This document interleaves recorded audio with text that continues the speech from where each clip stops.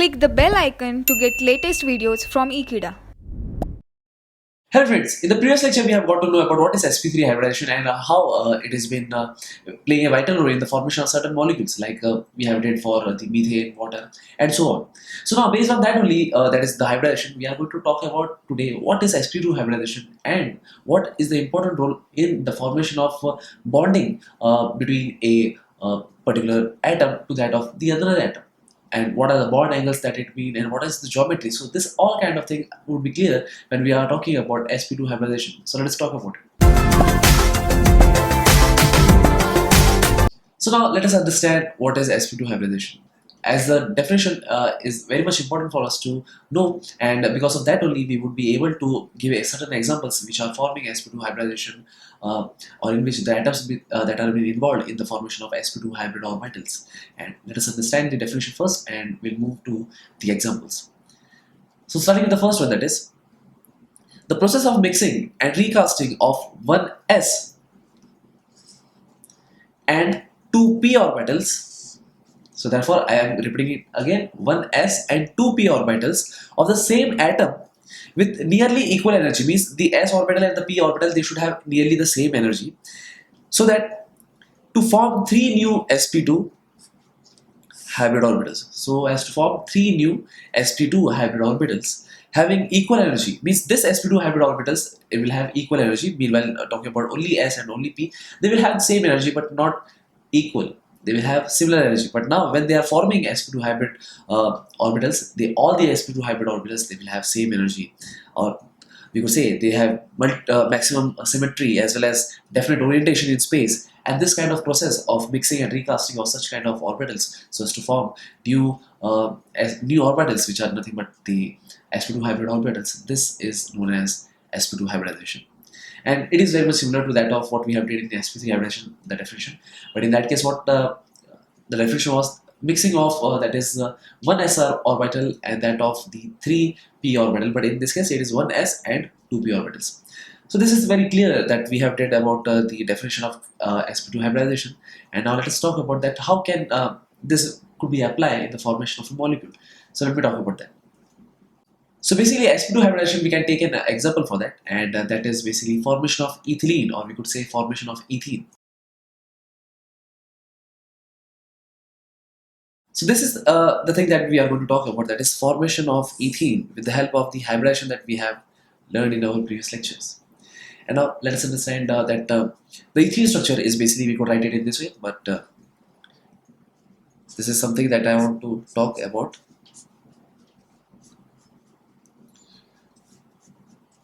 So here basically there are two carbon atoms, that is, I will name it as carbon number A and carbon number B for a while.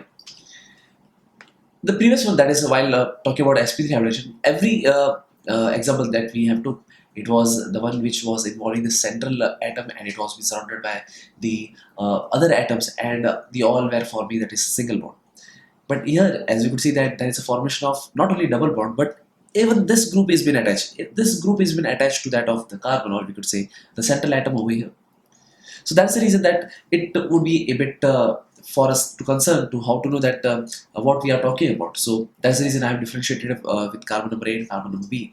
So now let us understand that how can we do this all process so as to show how the formation of ethene takes place in terms of hybridization. So now let us talk about the center one. So in this case, suppose if I am considering the carbon to be the central atom over here, so we know that for carbon A, suppose if I am talking about, so obviously the electronic configuration can be written as, because carbon has an atomic number of 6, so therefore I could write it as 1s2, 2s2 and 2p2.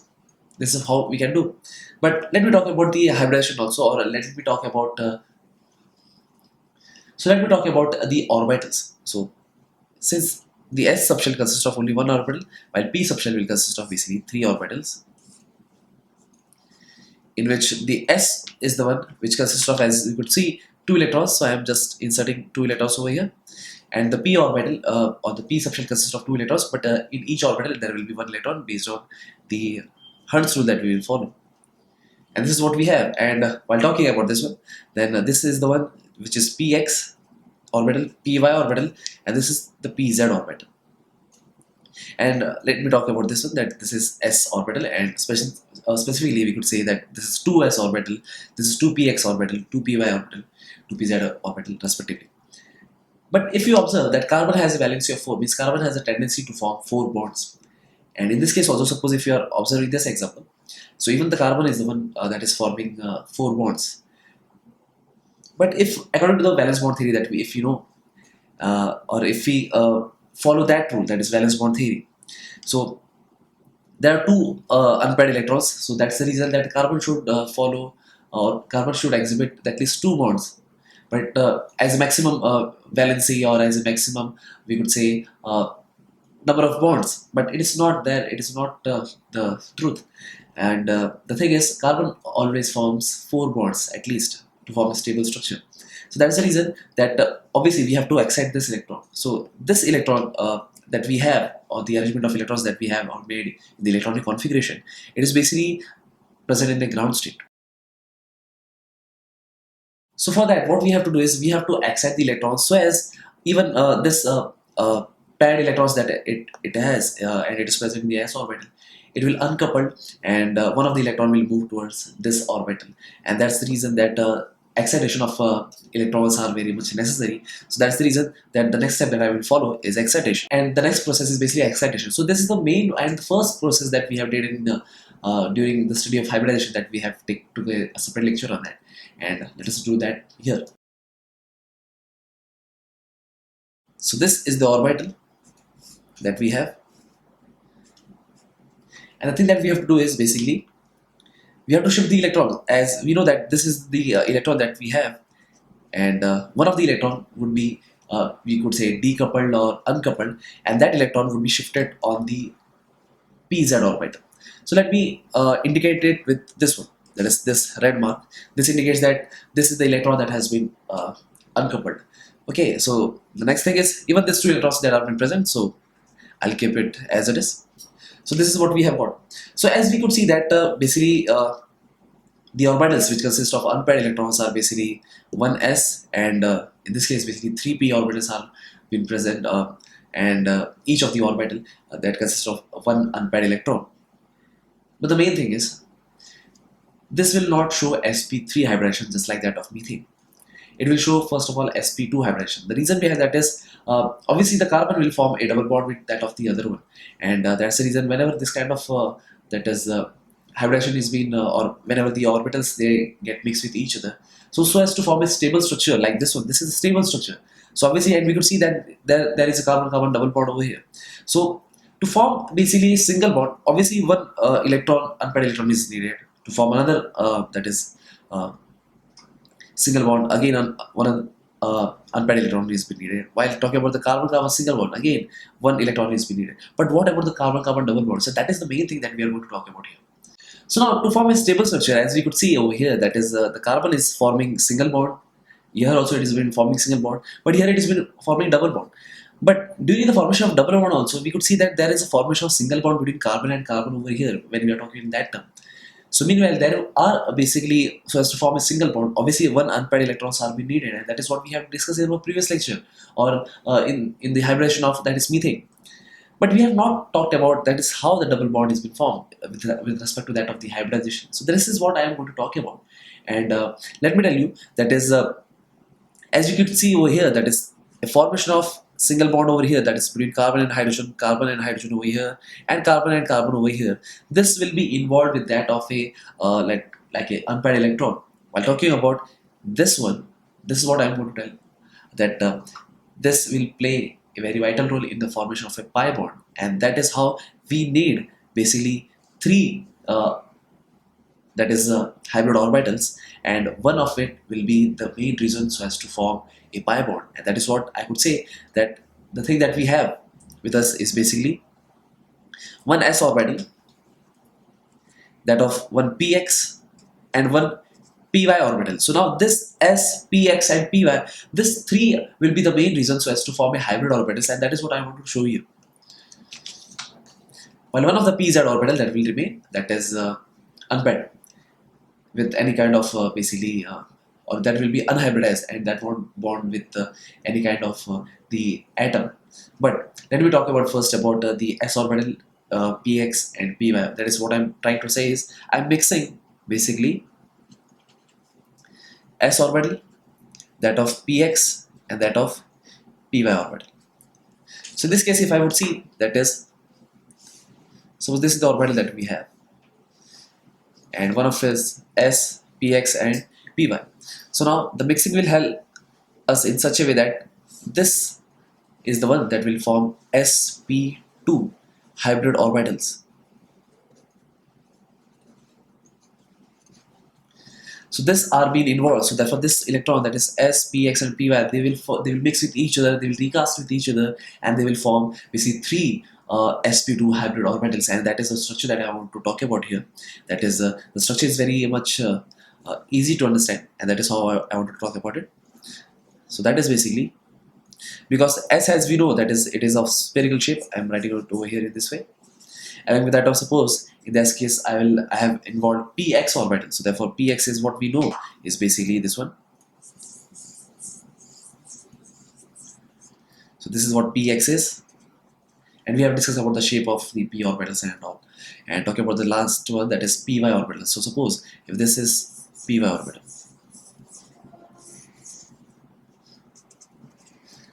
so one s, one px and one py, suppose if they mix with each other, they will form a new kind of hybrid orbitals, and that have a structure which is basically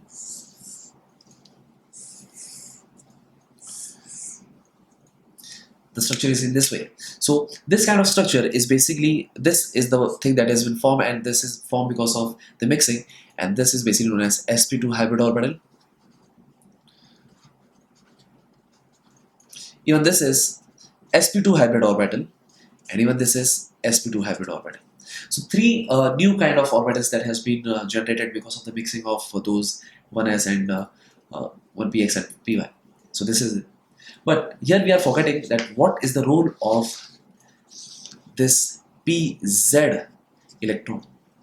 Actually, these pz electron that will take part in basically the bonding or in the formation of a carbon-carbon double bond, but it has no involvement in basically in this hybridization. So that is the reason there would be an orbital that won't be in a hybrid orbital, but that would be the main thing, that is unhybrid orbital, that would be staying in that carbon only. So let me talk about that while mentioning about this one. So this red one that I have mentioned over here, it is not involved in that of the hybridization, but this kind of orbital that we have is basically known as unhybrid pz orbital. So this is, and this one, actually this one would be, because we are talking about the sp2 hybrid orbitals, and those are on the plane. But meanwhile, I cannot draw the 3D structure in this paper. So that is the reason that this pz orbital, this will be basically perpendicular to the plane, and where you could see that this three orbitals, that is the one which I have made in a black color, they are present in the plane. While talking about this pz orbital, this is actually above the plane, and this is what you could see. So that is what we will apply this thing so as to conclude that how basically the ethene molecule has been formed. So let us come back again that directly that how it happens. So since in this case we have got to know that is S is been responsible and Px and Py, they are responsible to form hybrid orbitals. So let us draw the structure of the hybrid carbon atom that we have got over here. So I am coming back directly. So I could say that is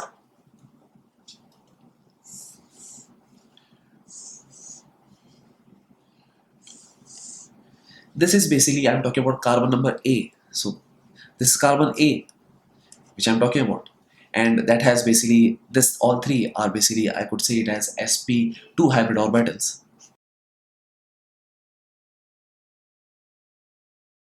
So this, all three are sp2 hybrid orbitals, and similarly, if carbon A is the one that is following sp2 hybrid orbitals, obviously the other carbon, that is carbon number B, always, and it will also follow that is sp2 hybrid orbitals, because even that is basically, that is also forming that is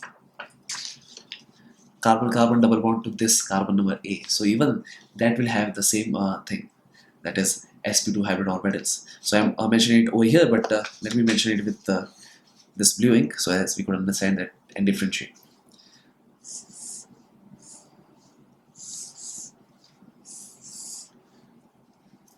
And this is, again, I'll tell you that this is the hybrid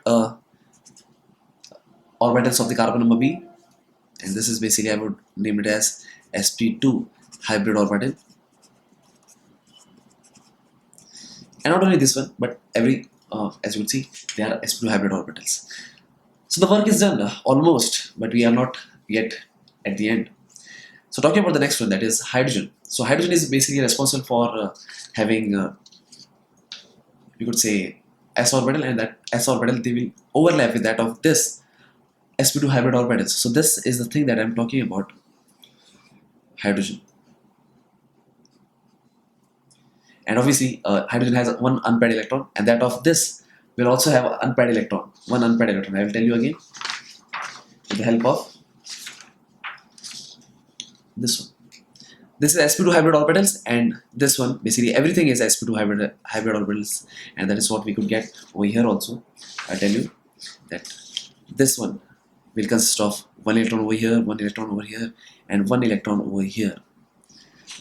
So now, so that's the reason that here we could see there will be pairing of electrons over here, and that is what the bond forms. So similarly, here also the overlapping takes place over here in such a way that hydrogen, which has one unpaired electron, that will combine with the sp2 hybrid orbital, even that consists of one unpaired electron. So here what we could see, a bond has been formed. Again, talking about the next one, that is this hydrogen. Again, suppose a hydrogen combines with this one, and hydrogen consists of basically one unpaired electron, while that of the sp2 hybrid orbital of carbon number B also consists of one unpaired electron. So now they will form a bond. Here also it will be the same thing, and this is how the pairing starts. But now, talking about this thing, that is, as we know, that is, we have discussed the differentiation between sigma bond and pi bond. In that case, we have got to know that s orbital, when combines with any of the p orbital, it will form a sigma bond. So that's the reason that this is what it is known as sigma bond. Even this is sigma. And now, but now talking about this p orbitals, now they are, what they are doing, we have discussed in the pi bond, differentiating pi bond and sigma bond also, and in case I have also mentioned about this thing, that whenever the coaxial overlapping will happen, obviously the sigma bond is formed, and it is related to basically p orbital also. So this is the hybrid orbital, that is sp2 hybrid orbital. Even this is sp2 hybrid orbital, but they are overlapping coaxially. So that's the reason that the one electron that is of the carbon A and one electron is of carbon B, they both will overlap with each other in this way, or this orbital will overlap with each other, and that is how again a sigma bond is been formed. But this is not the final thing that I am going to talk about. Now the main thing that I want to talk about is basically this one, this unhybrid pz orbital. Again, I said earlier also that it will remain in the carbon atom, and but it won't be involved in that of hybridization, but it won't bond with we could say any kind of atom, but it would play a very vital role in the formation of a carbon-carbon double bond, that is the pi bond. So let me write it with again. So that is, suppose this is what I have mentioned about, that is unhybrid pz orbital, and here also there will be unhybrid, because here it is the same, that is, but carbon number B, obviously it will also have, that is unhybrid pz orbital. So the both are the same actually. So now we are applying what we have learned in our previous lecture. So these are the unhybrid pz orbitals, as you could see over here. But what happens when they overlap with each other laterally? We have discussed in the differentiation also that whenever the two p orbitals, or you could say like two, in this case unhybrid pz orbitals, suppose if they overlap with each other laterally, obviously there is a formation of, that is, pi bond. So now these two hybrid orbitals, they play a very vital role in the formation of a pi bond, and that is how the interaction between these two will create basically pi bond, and that is what I want to talk about. So as you can see that the overlapping, if I would see in this manner, that is, since this is unhybrid pz orbital, obviously it will also consist of one electron, while that of even this one consists of one electron. So, but the thing is, the overlapping cannot be done in a pure manner or in a very effective manner. This overlapping will be very much weak compared to that of the head-on collision, or we could say coaxial collision or coaxial overlapping. So that is what it will create a very weak bond, and that is basically known as pi bond. So if I draw the structure of this in this manner, that is carbon number A, which is following basically hydrogen over here, and here single bond with another carbon. I'll write it over here. Again, here will be formation of, that is hydrogen over here. Here will be formation of hydrogen over here, and every bond it would be basically, I will name this carbon also. Suppose carbon number B. Everything will be sigma bond, sigma. Everything will be sigma bond. But because of the unhybrid orbitals, they are overlapping. So there will be a formation of pi bond. So this is what I wanted to talk about, and somewhere it was different from that of the sp3 hybrid orbitals, or mixing of sp3 hybrid orbitals that we have taken in the previous lecture. But now let us talk about the geometry or orientation. That is the main thing. And talking about this one. So basically this carbon which has a valency or which has sp2 hybrid orbitals, and we have discussed that they will be present in the plane. While talking about this one, that is this pi bond that has been formed, that was been present in basically perpendicular to the plane. But meanwhile, that is not forming any kind of bond with any other atom, so therefore that doesn't play a very vital role in basically changing the geometry. But meanwhile, the three things, that is the three sp2 hybrid orbitals that has been formed with, that are responsible for giving the orientation and giving the bond angle.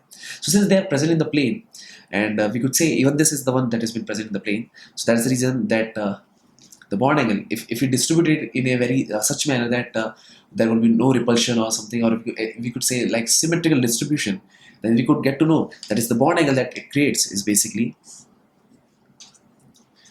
120 degree. Here also it is creating, suppose the bond angle is 120 degree, everywhere it is 120 degree, and that is how it is forming a stable structure. So we have got to know that in sp3 hybridization, when we are talking about methane, the bond angle was more than 90, or we could say like it was like 109 degree 28 minutes. While talking about water, it was again somewhere different, but now it is 120 degree. So especially when this carbon is showing sp2 hybrid orbital. So that is what the hybrid orbitals plays a very important role, not for just giving the bond angle, but giving the orientation and giving a particular specific symmetry. And this is what I was talking about using the example of formation of ethene. So that's it. That is what I wanted to talk about. So thank you friends for watching this video. I hope you have understood this video very clearly and you have cleared your doubts. So share this video with your friends, and yes, don't forget to subscribe to Ekeeda channel. Thank you so much.